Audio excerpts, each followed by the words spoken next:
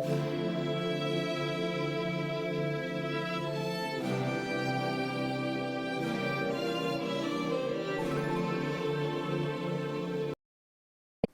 اللہ الرحمن الرحیم۔ السلام علیکم۔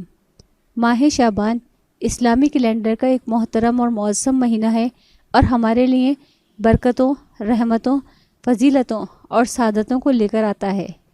اور ہم سے طالب ہوتا ہے کہ ہم ان سعادتوں اور برکتوں سے اپنے اپنے ظرف کے مطابق اپنا حصہ حاصل کر لیں۔ مگر بہت سے لوگ اس ماہ کی آمد و رفت سے کوئی دلچسپی نہیں رکھتے، اس سے غفلت برتتے ہیں اور ان سعادتوں اور برکتوں سے محروم رہ جاتے ہیں، اور بعض حضرات اس سے ایک قدم آگے بڑھا کر اس مہینے میں بعض بدعات و خرافات کے مرتکب ہوتے ہیں اور سعادتوں اور برکتوں کے بجائے بدبختیوں اور نحوستوں کے مستحق قرار پاتے ہیں۔ حالانکہ بحیثیت مسلمان ہونے کے سب سے پہلی اور اہم ذمہ داری یہ ہے کہ ہر معاملے میں قانون خداوندی اور شریعت محمدیہ سے استفادہ کرے، اور جن کاموں کا حکم دیا گیا ہے ان کو ضرور کرے، اور جن سے منع کیا گیا ہے ان سے پوری طرح پرہیز کرے۔ من مانی رسومات، من گھڑت خرافات سے کوئی واسطہ اور تعلق نہ رکھے۔ اسی طرح جب کوئی مہینہ آئے تو پہلے معلوم کرے کہ شریعت نے اس کے بارے میں کیا کرنے اور کیا نہ کرنے کا حکم دیا ہے۔ اللہ عز و جل نے شعبان کی نصف شب یعنی 15ویں شب کو مبارک شب قرار دیا ہے،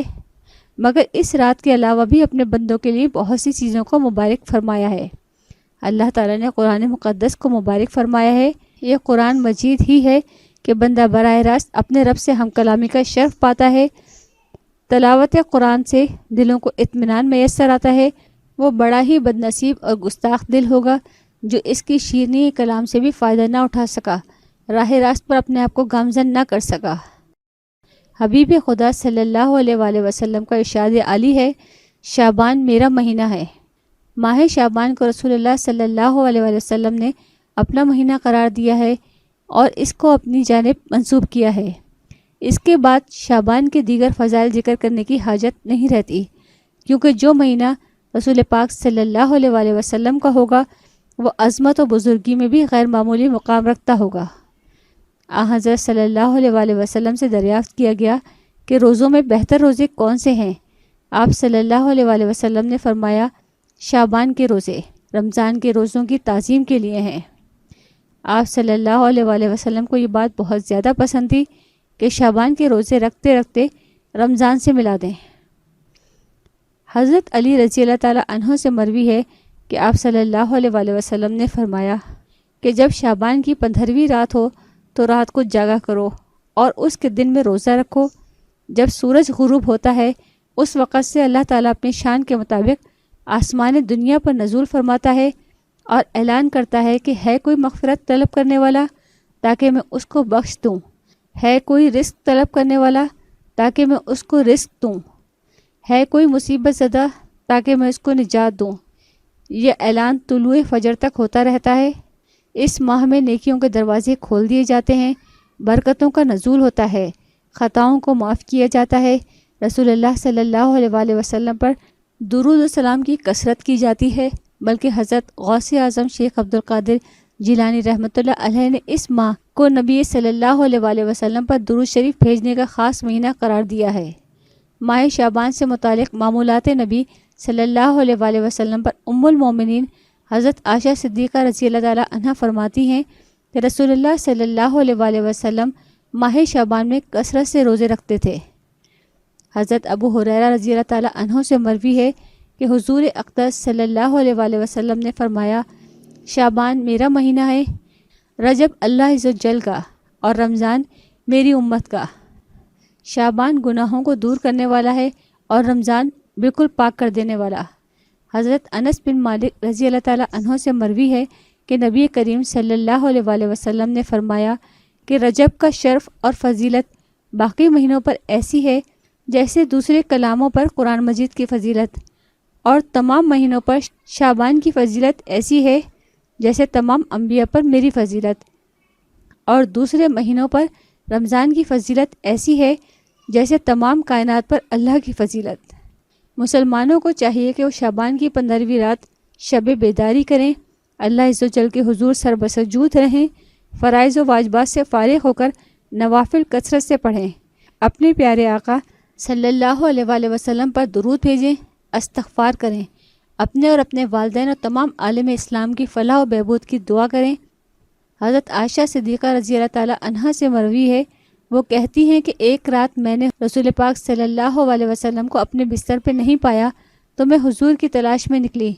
میں نے حضور کو جنت البقیع میں پایا کہ آسمان کی طرف حضور نے سر اٹھایا ہوا تھا۔ مجھے دیکھ کر حضور نے فرمایا کہ اللہ تعالیٰ نصف شعبان کی رات کو آسمان دنیا پر جلوہ گر ہوتا ہے، اور قبیلہ بنو کلب کی بکریوں کے جس قدر بال ہیں اتنے ہی لوگوں کو اللہ تعالیٰ بخش دیتا ہے۔ نصف شعبان کی رات میں اللہ تعالیٰ آئندہ سال کے تمام امور کا انتظام فرما دیتا ہے، بعض زندوں کو مردوں کی فہرست میں لکھ دیتا ہے اور بیت اللہ کے حاجیوں کے نام بھی لکھ دیتا ہے، یعنی حج کرنے والوں کے نام لکھ دیے جاتے ہیں، پھر اس لکھی ہوئی تعداد میں کمی بیشی نہیں ہوتی۔ حکیم بن کیسیان رحمۃ اللہ علیہ نے فرمایا کہ اللہ تعالیٰ نصف شعبان کی رات میں